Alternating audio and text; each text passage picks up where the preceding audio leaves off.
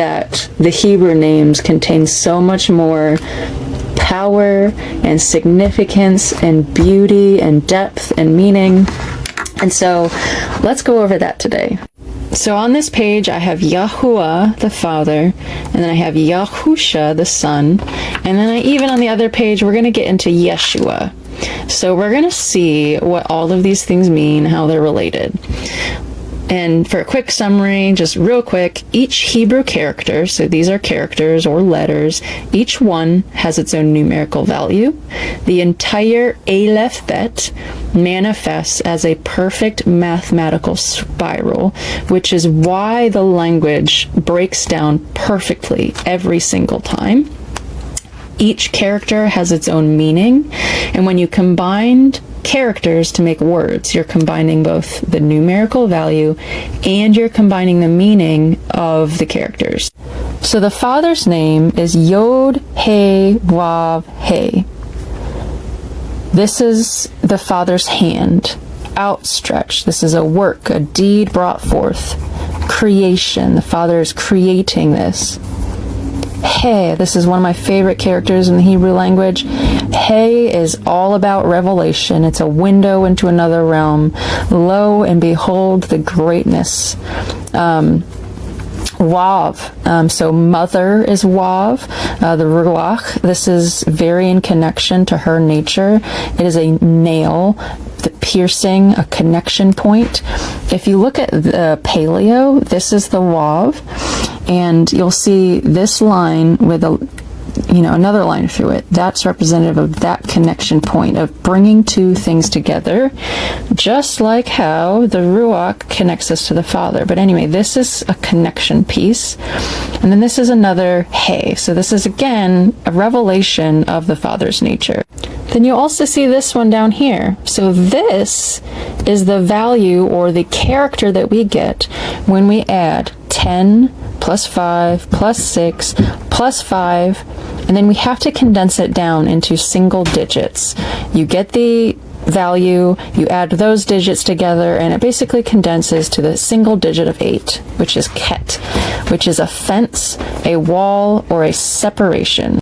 And this is absolutely beautiful because all through Scripture, what do we see? The Most High, He is a strong tower. He is a fortress. He is a defense for those who put their trust in Him. So Yahuwah, the overall value, mathematical value of Yahuwah, is a fence of protection. In His name, we see Him bringing forth creation in man, the revelation of His nature, Him breathing His breath of life into us. His name, we are a connection piece. So we receive His breath, then we are a connection. We are connected to Him and we reveal His nature. So He created man, breathed His life, gave us a connection, and now we reveal His nature. And He is our fortress and strong tower. Moving on to Yahusha, which means Yah is salvation. So the Hebrew word for salvation is Yeshua, which we will look at that later. But this is Yahuwah and salvation combined in Yahusha.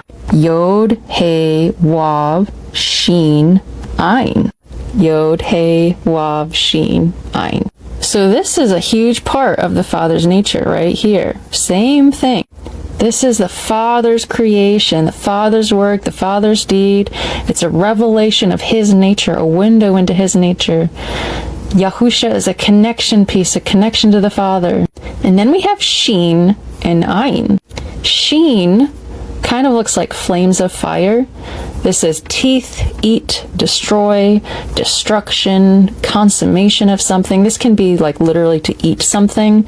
And it's not, it kind of has like a bad or like negative feeling to it, but it's like holy fire, pretty much. Holy power and destruction, the consuming fire of the Father, or in this case, the consuming fire of Yahusha. Ayin, this is the eye, so that's the pictograph. That definitely looks like an eye. But eye to know something, to see something, or to experience something. And then when we add up 10, 5, 6, Sheen's value is 300, Ein's value is 70. When we add all those up, it gets to 391. Then we add 3 plus 9 plus 1, and we get down to 4, essentially. I mean, there's one other, like, addition thing you have to get in there between this. But anyway, it comes out to 4, I promise.